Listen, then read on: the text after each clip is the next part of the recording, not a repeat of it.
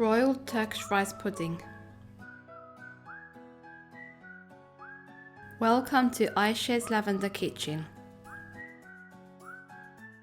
Let's start with 100 grams of pudding rice washed and placed into a pot. Add 500 ml 2 cups of water. Cook on low heat and stir occasionally to stop the rice from sticking.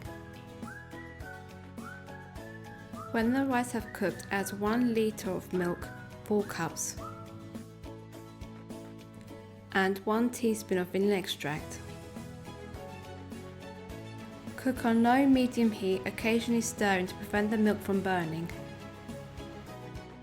In a separate bowl, add 250 ml of milk and 3 tablespoons of cornstarch. Mix well until you have no more lumps. Once your rice pudding has started boiling, bring the heat down to low and add 200 grams of sugar.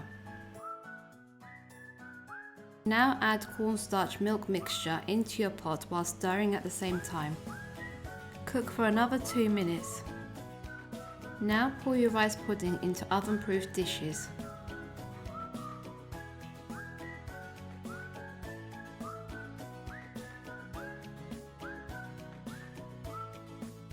Allow your rice pudding to cool down, which allows the skin on top to form. Once your rice pudding have cooled down, place on an oven tray and broil until brown, 3 to 10 minutes. Leave the oven door open when broiling to prevent the rice pudding from overcooking and pouring out the dish. You can broil your rice pudding with the oven door closed if you pour cold water into the oven tray.